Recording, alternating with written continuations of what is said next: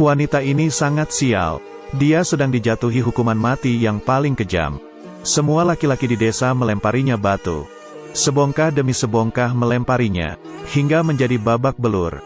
Di dalam ini termasuk ayah kandungnya, suaminya dan anak kandungnya. Yang paling tidak bisa diterima adalah, ini adalah suatu kisah nyata.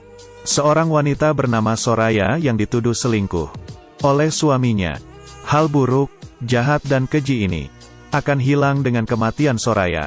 Soraya memiliki seorang bibi yang mempercayainya. Di hari kedua kematiannya, bibinya mengangkat mayat Soraya yang ngapung di tepi sungai. Saat itu bagian tubuh Soraya sudah dimakan oleh anjing liar, dan hanya tersisa beberapa bagian saja dan menguburnya ke dalam tanah. Di suatu perjalanan, seorang pria mobilnya rusak, lalu ditarik ke dalam desa untuk perbaiki. Bibi yang pulang kebetulan bertemu dengannya. Di dalam tas pria itu ada sebuah alat rekaman.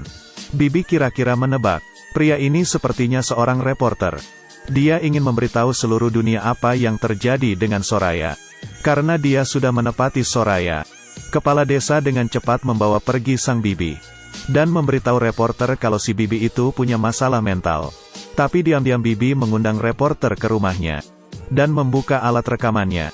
Lalu menceritakan semua yang terjadi dengan Soraya. Soraya selalu mendapatkan kekerasan oleh suaminya si Ali. Ali adalah polisi di desa. Di sini mereka itu dijodohkan. Ali mempunyai pikiran untuk menikahi seorang lagi. Tapi dia tidak mempunyai uang. Kebetulan di penjara ada seorang penjahat. Penjahat itu mempunyai anak perempuan.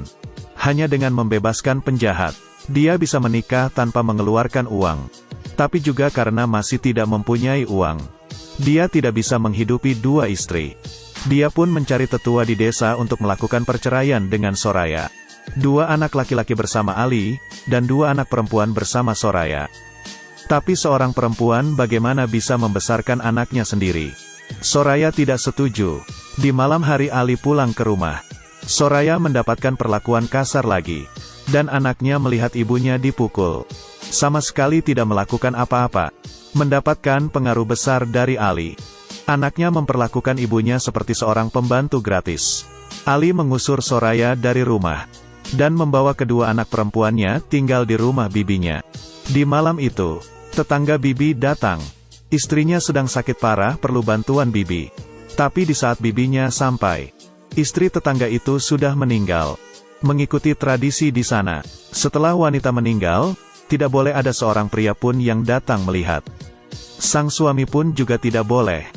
Dan bibi bantu mengurusi proses kematian sang istri tetangga tersebut.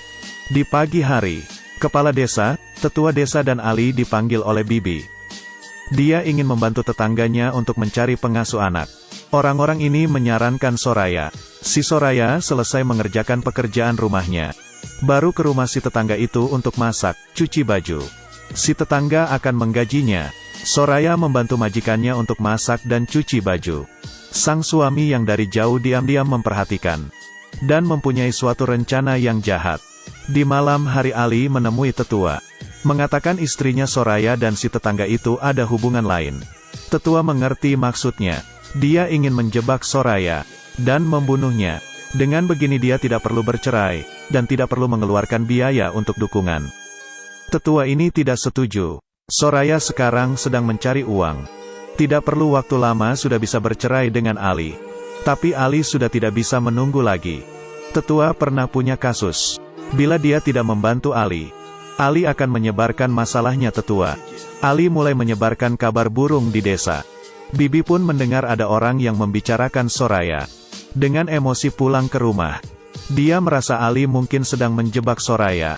Dan menemui Soraya. Menyuruhnya untuk melepaskan pekerjaan ini. Tapi Soraya tetap bersikukuh. Apalagi, pekerjaan ini memberikannya pendapatan. Ini adalah harapan dia untuk bisa bercerai. Ali ingin membuktikan perlakuan Soraya. Dan membutuhkan 2 orang sebagai saksi. Dia sendiri sudah dihitung 1. Dan ada 1 lagi yaitu Laoha, si tetangga. Dia dan tetua pergi menemui Laoha. Ingin Laoha menjadi seorang saksi. Tapi Laoha menolak mereka. Tapi semua orang mempunyai kelemahan. Laoha mempunyai seorang anak yang keterbelakangan mental. Ali memberikan ancaman dengan menggunakan anaknya. Tanpa bisa apa-apa, Dia pun menjadi seorang saksi. Di jalan raya desa, Ali dengan kasar memukul Soraya. Dengan keras mengatakan Soraya selingkuh. Semua orang pun melihatnya, tapi tidak seorang pun yang mengulurkan tangan untuk menolongnya. Bibi dengan cepat datang dan menolong Soraya, dan membawanya pulang ke rumah. Kepala desa pun juga datang, bertanya ke Ali dan Soraya mengenai perselingkuhan. Soraya secara alami tidak akan menyetujui. Tapi kepala desa pergi menemui Laoha, menghadapi dua orang saksi yang menjadi bukti. Soraya tidak bisa melakukan apa-apa, mengikuti peraturan di tempat itu. Di saat sang suami menyatakan istrinya tidak setia, sang istri harus mempunyai bukti untuk membuktikan dirinya tidak bersalah. Kalau tidak akan dihukum. Kepala desa mengumpulkan semua pria di desa untuk sidang mengenai hukuman yang akan diberikan ke Soraya. Dan Soraya hanya bisa sendirian tanpa bisa apa-apa menunggu sidang. Hasil sidang para pria pun sudah keluar. Dan ayah Soraya mengumumkan, Mahkumesh kardam. Mahkume. Para pria di desa mulai sibuk melakukan tugas masing-masing yang sudah diberikan. Ada orang yang mencari tempat untuk digali. Ada orang yang menjaga Soraya. Ada orang yang mulai mengumpulkan batu. Bibi membiarkan Soraya untuk kabur. Tapi sudah terlambat. Tujuan Ali sudah mau tercapai. Di dalam rumah, Soraya memberikan anaknya gelang dan mempercayakan mereka ke Bibi. Memberitahu Bibi setelah mereka besar nanti, harus mengatakan yang sebenarnya kepada mereka. Kedua anak laki-lakinya memasuki rumah. Soraya memberitahu anak laki-laki kecil bahwa dirinya tidak bersalah, tapi anak laki-lakinya yang besar memisahkan mereka. Di mata anak sulung penuh kebencian. Setelah mandi dan berdandan, Soraya dibawa keluar dari rumah dan menuju tempat hukuman. Semua pria sedang menggosok.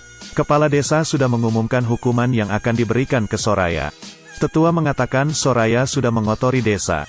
Tiap pria memegang sebuah batu yang akan dilemparkan ke Soraya untuk mendapatkan kembali kehormatan desa. Soraya membuka jubah hitamnya, dan dalamnya ia memakai baju pengantin putih. Dia diperbolehkan untuk memberikan kata-kata terakhir. Soraya melihat ayah kandungnya, suami, anak dan tetangga, dan mulai menanyai mereka, tapi belum juga menyelesaikan perkataannya. Sudah dipotong oleh sebuah kalimat. Selanjutnya dia dimasukkan ke dalam lubang yang sudah mereka gali. Bagian bawah tubuh di dalam tanah, lalu kedua tangannya diikat. Dia sudah menjadi sasaran. Semua orang berteriak. Di dalam ruangan, tetangga perempuan membuka suara radio hingga paling besar, lalu menutupi telinga kedua anaknya Soraya. Dan di luar rumah, hukuman dimulai. Yang pertama melakukan adalah ayahnya. دختر من نیست دیگه. من پدرش نیستم منبر. Yang kedua adalah suaminya.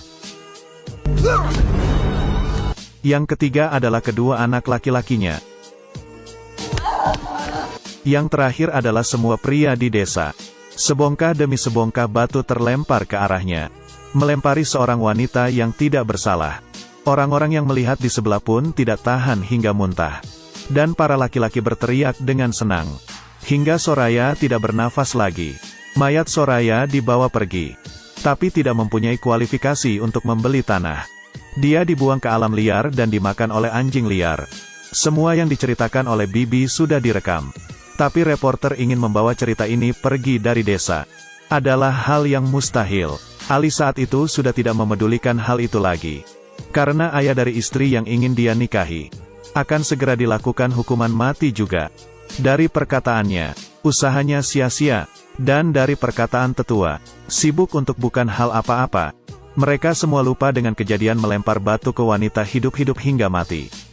Reporter ditahan oleh tetua. Para penduduk menggunakan pistol untuk mengancamnya agar menyerahkan kaset rekaman. Lalu kaset itu dihancurkan. Setelah reporter menyalakan mesin mobilnya, sang bibi muncul. Di tangannya, barulah kaset rekaman yang sebenarnya. Bibi sudah menepati janjinya ke Soraya. Sang reporter pun berhasil membawa pergi kaset rekaman itu dari desa.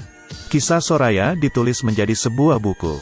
Diproduksi menjadi sebuah film. Semua orang di dunia menjadi tahu hal keji yang terjadi kepada Soraya. Hukum rajam Iran dan isu hak-hak perempuan telah menarik perhatian masyarakat internasional. Hingga saat ini, Masih banyak negara yang menggunakan hukum rajam menyakiti para perempuan. Setelah melihat film ini, kita tahu apa yang disebut dengan sulit untuk tenang jika Anda tidak mau melakukannya. Sangat berharap Thailand akan membuat film seriesnya, Soraya sebagai arwah, dan semua orang yang menyakitinya mendapatkan balasannya.